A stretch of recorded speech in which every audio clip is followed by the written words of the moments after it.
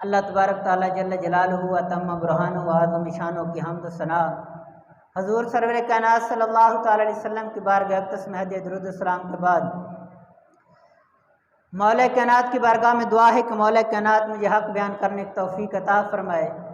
اللہ تبارک تعالیٰ نے قرآن مجید فرقان حمید کے اندر ارشاد فرمایا، یا ایھا الذین آمنوا قوا انفسکم واہلکم نارا، جس کا ترجمہ اور مفہوم یہ ہے کہ اے ایمان والو، بچاؤ اپنے آپ کو اور اپنے گھر والوں کو آگ سے۔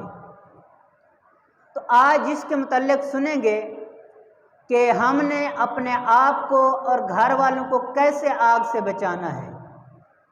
تو یہ ہمیں اگر ویسے پتہ نہ چلے تو ہم بزرگوں کی سیرت کو پڑھیں، ان کے واقعات کو پڑھیں، بزرگوں کی بارگاہ میں حاضر ہوں تو ہمیں پتہ چلے گا کہ وہ کتنے صحابہ کرام ہوں، اولیاء کرام ہوں، علماء کرام ہوں، وہ کیسے اپنے آپ کو اور اپنے گھر والوں کو وہ آگ سے بچاتے تھے، یعنی یہاں جہنم کی آگ مراد ہے۔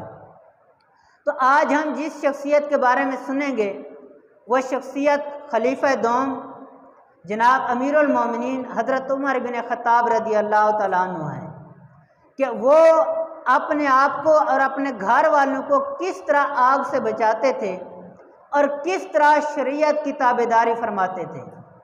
تو حضرت عمر فاروق رضی اللہ تعالیٰ عنہ کو رب تبارک تعالیٰ نے بڑی شان عطا فرمائی تھی، بڑا مقام عطا فرمایا تھا کہ آپ خلیفہ دوم ہیں اور امیر المومنین ہیں، اور رب تبارک تعالیٰ نے آپ کو اتنی شان دی تھی، اتنا مقام دیا تھا کہ جس رستے سے امیر المومنین جناب عمر فاروق رضی اللہ تعالیٰ عنہ گزر رہے ہوتے، اگر اس رستے کے اوپر شیطان آ رہا ہوتا تو شیطان بھی رستہ چھوڑ کر بھاگ جاتا، کیونکہ آپ اتنی جاہ و جلال والے تھے، آپ اتنے شیطان پر اور کافروں کے اوپر سخت تھے۔ تو حضرت عمر فاروق رضی اللہ تعالیٰ عنہ 22 لاکھ مربع میل کے حاکم ہیں، حکومت فرما رہے ہیں، اتنی طاقت ان کے پاس ہے، لیکن دیکھیے کہ امیر المومنین کے اندر سادگی کتنی تھی، وہ کتنا اپنے آپ کو شریعت کا تابعدار رکھتے تھے، شریعت کے اوپر کس انداز میں چلتے تھے۔ وہ تو ہر وقت یہی سوچتے کہ کہیں ہمارے اندر تکبر نہ آ جائے، ہم کہیں شریعت کے خلاف ورزی نہ کر جائیں۔ حضرت عمر فاروق رضی اللہ تعالیٰ عنہ ایک مرتبہ مشکیزہ اٹھا کر آ رہے تھے، پانی والا، تو بیٹا سامنے آیا اور آ کر عرض کی، حضور یہ مشکیزہ مجھے دے دیں۔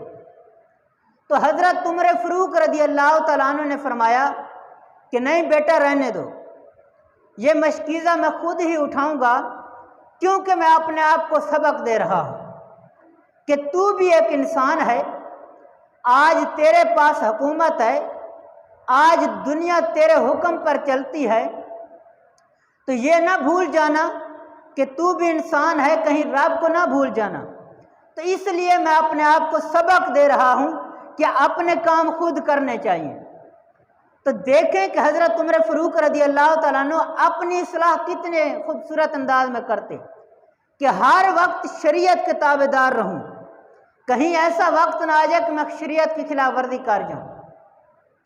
آپ اتنا سادہ لو انسان تھے کہ وقت کے حاکم ہیں، لیکن پتہ نہیں چلتا تھا کہ غلاموں میں بیٹھے ہوں تو غلام کون ہے، آقا کون ہے، یعنی اتنا سادہ لو انسان تھے، اتنی عاجزی کرنے والے تھے کہ جنگ قادسیہ میں حضرت سعد بن ابی وقاص رضی اللہ تعالیٰ عنہ کو جنگ کے لیے بھیجا تو حضرت عمر فاروق کو کوئی رپورٹ نہیں مل رہی تھی کہ جنگ فتح ہوئی بھی ہے کہ نہیں ہوئی، پتہ نہیں کیا بنا ہے، کوئی قاصد بھی نہیں آیا۔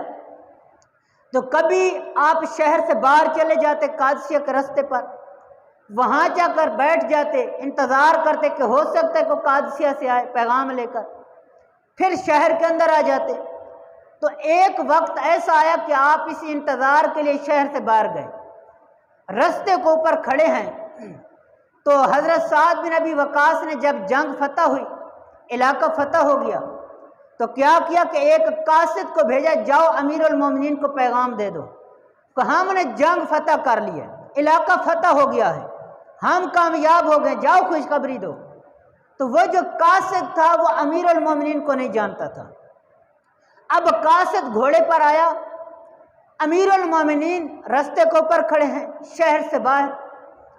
تو جب قاصد آیا تو آپ نے اسے روک کر پوچھا کہ قادسیہ سے آ رہے ہو؟ تو انہوں نے جواب دیا جی ہاں ہم قادسیہ سے آ رہے ہوں۔ پوچھا کیا بنا جنگ کا؟ اس نے نہ پہچانا۔ تو آگے سے قاصد نے جواب دیا کہ جنگ فتح ہو گئی ہے، مسلمانوں نے فتح کر لی ہے، میں امیر المومنین کو پیغام دینے کے لیے جا رہا ہوں۔ اتنی بات کہہ کر اس نے گھوڑا دوڑا دیا۔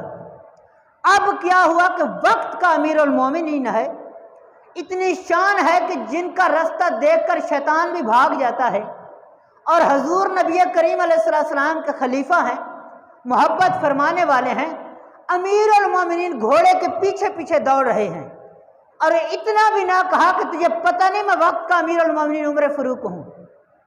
تو آپ خوشی کی وجہ سے گھوڑے کے پیچھے پیچھے دوڑتے آئے۔ تو آپ اتنی عاجزی فرمانے والے تھے، لیکن آج ہم سوچیں کہ امیر المومنین حضرت عمر فاروق رضی اللہ تعالیٰ عنہ کہ ہم بھی چاہنے والے ہیں، ان سے محبت کرنے والے ہیں، تو ہمارا عالم کیا ہوتا ہے کہ ہم اپنے محتاطوں کے ساتھ کس انداز میں پیش آتے ہیں۔ تو امیر المومنین کے بارے میں حضور نبی کریم علیہ السلام نے فرمایا، شان دیکھیے حضرت عمر فاروق رضی اللہ تعالیٰ عنہ کی۔ حضور نبی کریم علیہ السلام نے فرمایا کہ اگر جبریل 950 سال کی عمر یعنی 950 سال تک شان عمر کو بیان کرتے رہیں تو پھر بھی بیان نہیں کر سکیں گے، یعنی اتنی شان کے مالک ہیں حضرت عمر فاروق۔ تو سامعین محترم، تو پھر دیکھیے کہ اتنی شان و شوکت، سب کچھ پاس ہے لیکن پھر بھی عاجزی ہے۔ وجہ کیا ہے کہ اللہ تعالیٰ نے قرآن مجید میں فرمایا یا ایھا الذین آمنوا قوا انفسکم واہلکم نارا، کہ اے ایمان والو اپنے آپ کو اور اپنے گھر والوں کو بھی آگ سے بچاؤ۔ تو وہ تو ہر وقت اپنے آپ کو آگ سے بچاتے تھے، یعنی اپنی اور اپنے گھر والوں کی اصلاح فرماتے رہتے تھے۔ تو امیر المومنین حضرت عمر فاروق رضی اللہ تعالیٰ عنہ کے بارے میں بہت کچھ کہنے کو ہے۔ ملک شام سے کچھ لوگ آئے تو ان کے ساتھ کنیزیں بھی تھی، ان کو ملک شام کی ملکہ نے کہا کہ حضرت عمر فاروق کی بیوی سے بھی مل کر آنا۔ اب دیکھیے کہ حضرت عمر فاروق اپنے گھر والوں پر کتنی دین کے معاملے میں سختی کرتے تھے کہ جب ملک شام سے کچھ لوگ آئے تو وہاں سے جو ملکہ تھی وہ بھی ساتھ آئی۔ اس کو کہا گیا کہ امیر المومنین حضرت عمر فاروق کی جو بیوی ہے ان سے مل کر آنا۔ تو جب وہ حضرت عمر فاروق رضی اللہ تعالیٰ عنہ کی بیوی سے ملی تو حضرت عمر فاروق رضی اللہ تعالیٰ عنہ کی بیوی نے کیا کیا کہ ایک خوشبو اور ایک جوڑا کپڑوں کا انہیں تحفے میں پیش کیا۔ جب وہ واپس گئی، جا کر اس نے سارا حال حقیقت بتایا کہ اس انداز میں ہمارے ساتھ پیش آئی ہیں، تو انہوں نے کافی سارے تحائف کیا کیے، حضرت عمر کے گھر بھیج دیے۔ جب اتنے تحائف گھر میں آئے تو حضرت عمر فاروق رضی اللہ تعالیٰ عنہ نے دیکھا کہ اتنا مال، اتنے تحائف ہمارے گھر میں آئے، کیوں آئے ہیں، کہاں سے آئے ہیں؟ تو پوچھا کہ یہ کہاں سے آئے؟ انہوں نے جواب دیا کہ ایسے میں نے ایک خوشبو اور ایک جوڑا کپڑوں کا تحفے میں دیا تھا، تو اس کے بدلے میں ہمیں یہ سب کچھ ملا ہے۔ تو حضرت عمر فاروق رضی اللہ تعالیٰ نے فرمایا ایسا کرو جتنی قیمت کی تمہاری چیزیں تھیں وہ نکال لو، بقیہ سارا مال جمع کرا دو۔ کیوں؟ اس لیے کہ یہ تمہاری وجہ سے نہیں بلکہ تمہارے شوہر کی حکومت کی وجہ سے سب کچھ یہ مل رہا ہے۔ تو وہ تو اتنے اطاعت گزار تھے، اتنے حساس معاملہ رکھنے والے تھے، تو آج لوگ کیا کہتے ہیں کہ معاذ اللہ حضرت عمر فاروق رضی اللہ تعالیٰ عنہ وہ تو حضرت فاطمہ الزہرا سلام اللہ علیہ کا باغ کھا گئے تھے، اور عقل کے اندر اتنا سوچو کہ جو تحفے آئیں اور آئیں بھی وقت کی حکومت کی وجہ سے، تو وہ گھر میں رکھنے کی اجازت نہ دے تو وہ اوروں کا باغ کیسے کھائیں گے؟ وہ آل رسول کا مال کیسے کھائیں گے؟ تو ان بیچاروں کی عقل ٹھکانے نہیں ہے۔ تو اس لیے اگر ہم چاہتے ہیں کہ اپنے آپ کو سنوار لیں، اپنی آخرت کو سنوار لیں، تو پھر کیا کریں کہ ہم صحابہ کرام کی سیرت کو پڑھیں کہ وہ کس انداز میں اپنی آخرت کو بناتے تھے۔ کہ حضرت عمر فاروق رضی اللہ تعالیٰ عنہ کے بیٹے جب تجارت کے لیے دوسرے علاقوں میں گئے تو جب وہاں پہنچے تو گورنر بھی ساتھ تھے۔ جب وہاں تجارت کے لیے گئے تو گورنروں نے بتایا کہ یہ امیر المومنین کے بیٹے ہیں، یہ بھی تجارت کرنے کے لیے آئے ہیں۔ تو حضرت عمر فاروق رضی اللہ تعالیٰ عنہ کے بیٹوں کا جو مال تھا جو تجارت کے لیے لے کر گئے تھے وہ بہت جلدی فروخت ہو گیا اور منافع بھی کافی زیادہ آیا۔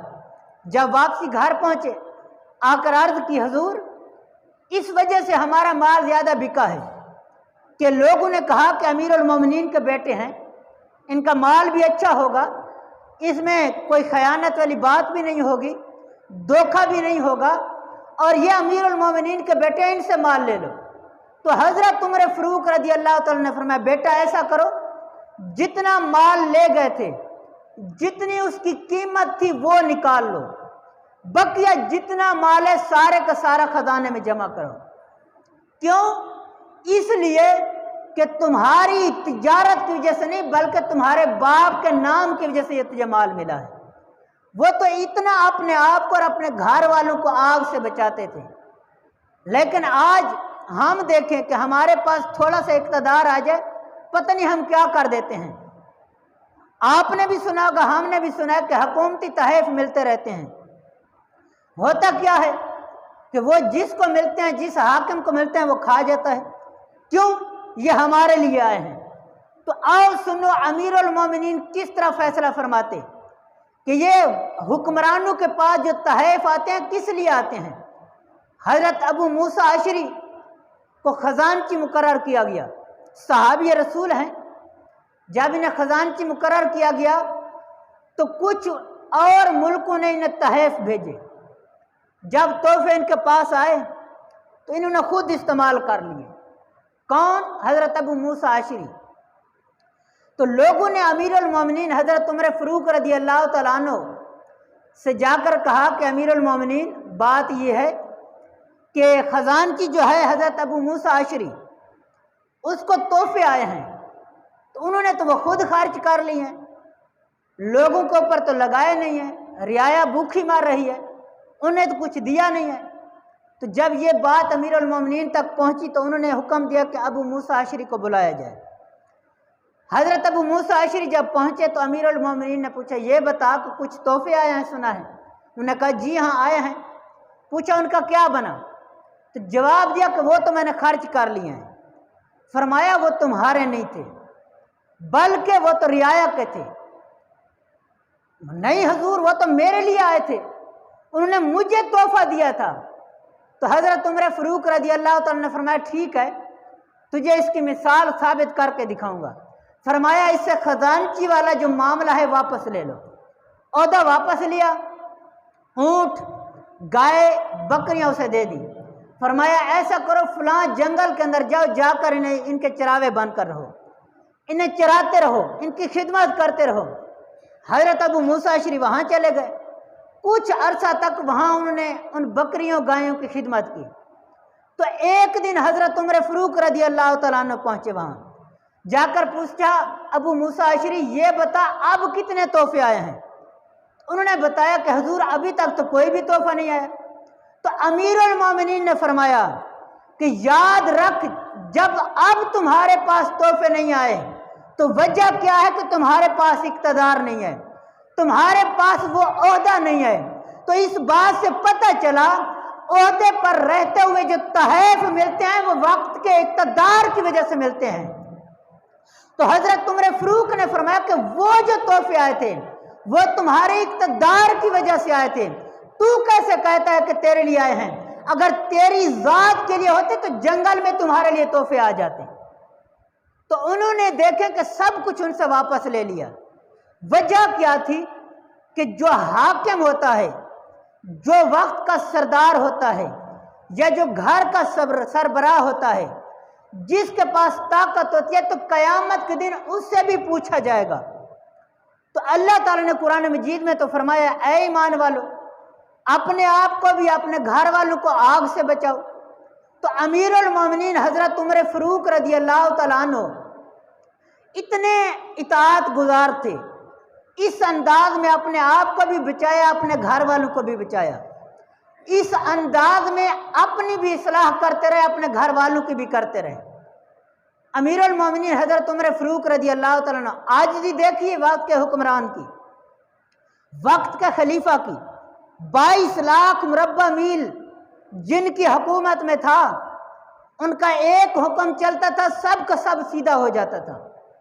عید کا دن ہے، امیر المومنین حضرت عمر فاروق رضی اللہ تعالیٰ نے اپنی بیوی سے کہا کہ میرا جوتا کہاں ہے؟ انہوں نے آگے سے جواب دیا کہ بات یہ ہے کہ تمہارا جوتا اتنا پرانا تھا کہ اس کو اپنا گانٹ کر، اس کے اوپر پیوند لگا کر ہم تھک گئے، اب تو پیوند لگانے کے لیے جگہ بھی نہیں ہے، تو وہ تو اس قابل بھی نہیں ہے کہ اسے پہنا جائے۔ تو امیر المومنین حضرت عمر فاروق رضی اللہ تعالیٰ نے فرمایا، چلو کیا ہوا، جوتا نہیں ہو تو اس میں کون سی بات ہے، آپ بغیر جوتے کے عیدگاہ کی طرف چل پڑے۔ راستے میں جا رہے ہیں، جو بھی ملتے عرض کرتے، حضور وقت کے امیر المومنین ہیں، آپ خلیفہ ہیں، لیکن آپ نے جوتا تک نہیں پہنا۔ تو حضرت عمر فاروق رضی اللہ تعالیٰ نے آگے سے ایک ہی جواب دیتے کہ تم نے میرا جوتا دیکھا ہے کہ اس کے پاؤں میں نہیں ہے، یہ نقص تجھے نظر آ رہا ہے، یہ نقص مجھے کوئی نقصان دینے والا نہیں، اگر میری سیرت کے اندر کوئی نقص دیکھنا تو وہ بتانا، وہ میرے لیے نقصان دہ ہے۔ تو آپ بغیر جوتے کے عیدگاہ کی طرف گئے اور وہاں جا کر آپ نے خطبہ دیا۔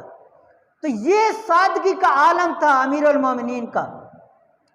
حضرت عمر فاروق رضی اللہ تعالیٰ عنہ ایک مرتبہ حج کرنے گئے تو وہاں ایک کھجور کا درخت ہے اور کھجور کا درخت سوکھا ہوا ہے، تو امیر المومنین نے اسے گلے سے لگایا اور رونے لگ گئے۔ تو لوگوں نے پوچھا، صحابہ کرام نے عرض کی، اے امیر المومنین رونے کی وجہ کیا ہے؟ تو امیر المومنین خلیفہ دوم حضرت عمر فاروق رضی اللہ تعالیٰ عنہ نے فرمایا کہ یہ وہ جگہ ہے جہاں پر مجھے 10 اونٹ دیے جاتے تھے اور مجھ سے وہ 10 اونٹ بھی نہیں سنبھالے جاتے تھے، وہ کبھی کس طرح بھاگ جاتے تھے، کبھی کس طرح بھاگ جاتے تھے، میں بڑی مشکل میں انہیں سنبھالتا تھا، لیکن دیکھو یہ اس وقت کو یاد کر رہا ہوں، اور یہ وقت بھی دیکھو کہ حضور نبی کریم علیہ السلام کے قدموں میں آیا، حضور علیہ السلام کی بارگاہ میں پہنچا، تو وہاں سے یہ مجھے شان ملی ہے، یہ طاقت ملی ہے، یہ عظمت ملی ہے۔ جس عمر سے 10 اونٹ نہیں سنبھالے جاتے تھے، آج 22 لاکھ مربع میل کا حاکم بن کر بیٹھا ہے۔ تو یہ جو طاقت ملی ہے، یہ جو شان ملی ہے، شوکت ملی ہے، ملی در مصطفیٰ سے ہے۔ تو سامعین محترم، اگر آج ہم بھی چاہتے ہیں کہ ہم بھی اچھی زندگی گزاریں، عزت والی زندگی گزاریں، اپنے آپ کو سیدھے راستے پر چلائیں، تو پھر آ جائیں در مصطفیٰ پر، آ جائیں حضور نبی کریم علیہ السلام کے غلاموں کے در پر، ان کی سیرت کو پڑھیں، ان کے پاس بیٹھیں، ان کی سیرت کو پڑھ کر سبق حاصل کریں، اپنی اولادوں کو بھی سنائیں، تو پھر پتہ چلے گا کہ زندگی کیسے گزارنی ہے۔ تو آج ہم نے کتنی اپنی اولاد کی تربیت کی ہے؟ ہم نہیں کرتے، وجہ کیا کہ ہماری تربیت نہیں ہوئی۔ تو بیٹھے نا، اپنی اولاد کو سنائیں خلیفہ دوم کے واقعات، کتنی عاجزی کرنے والے تھے، وقت کے حاکم ہو کر اتنی عاجزی کرتے ہیں، کتنی سادگی ہے۔ دیکھیں کہ درخت کے نیچے، اینٹ سار کے نیچے رکھ کر سو جاتے ہیں، اور ملکوں سے وزیر مشیر آتے ہیں ملنے کے لیے، تو وہاں کیا دیکھتے ہیں، درخت کے نیچے آئے تو 2 غلام بیٹھے ہیں، امیر المومنین بھی ساتھ بیٹھے ہیں، 3 روٹیاں تھیں اور وہ کھا رہے تھے۔ तो जो ग़ुलाम थे वो भी भूखे थे। अर्ज़ करते हैं ऐ अमीरुल मोमिनीन हम भी भूखे हैं। तो अमीरुल मोमिनीन फरमाता क्या हुआ, बांट कर खा लेते हैं। तो वो वज़ीर मुशीर वहाँ से गुज़र रहे हैं और गुज़रते उन्होंने देखा कि ये तो रोटी भी बांट कर खा रहे हैं, पता नहीं कौन है। शहर में आकर पूछा कि हमने अमीरुल मोमिनीन से मिलना है। तो उन्होंने बताया कि आप फलां दरख्त के नीचे जाएं, वहाँ वो लेट रहे होंगे। तो वो वज़ीर मुशीर आगे से कहते वहाँ तो 3 ग़ुलाम बैठे थे और ग़ुलाम वो भी रोटी बांट बांट कर खा रहे थे। आप कहते हैं अमीरुल मोमिनीन वहाँ बैठे हैं। तो जब सहाबा कराम उनके साथ मिलकर वहाँ पहुँचे तो अमीरुल मोमिनीन वहाँ बैठकर उनके साथ खाना खा रहे हैं। तो वक्त के अमीरुल मोमिनीन इतनी सादगी से ज़िंदगी गुजार रहे हैं। लेकिन आज हमारे पास 4 पैसे आ जाएं, इक़्तिदार आ जाए, थोड़ा सा माल आ जाए, तो हम तो सब कुछ ही भूल जाते हैं कि हमारी औकात क्या है। तो सामीन मोहतरम, अगर हम चाहते हैं कि हमारी ज़िंदगी भी अच्छी गुजरे, अगर हम चाहते हैं कि हम भी अपनी आखिरत को संवार लें, तो फिर क्या करें कि हम खलीफा दोम अमीरुल मोमिनीन हज़रत उमर फ़ारूक रज़ी अल्लाह तआला अन्हु की सीरत को पढ़ें। तो इंशाअल्लाह हमारी ज़िंदगी भी सादगी में गुजरेगी। और अमीरुल मोमिनीन खलीफा दोम का विसाल, उनकी शहादत यकम मुहर्रमुल हराम को है और ये साल मुसलमानों का साल होता है, यानी मुहर्रम से इस साल की इब्तदा होती है। लेकिन आज हमारा निज़ाम सारा अंग्रेज़ों वाला है, तो हमें पता भी नहीं होता कि हमारा इस्लामी साल कहाँ से शुरू होता है। तो यकम मुहर्रमुल हराम को नया साल भी शुरू होता है और इस साल के पहले दिन भी अमीरुल मोमिनीन हज़रत उमर फ़ारूक रज़ी अल्लाह तआला अन्हु की शहादत है।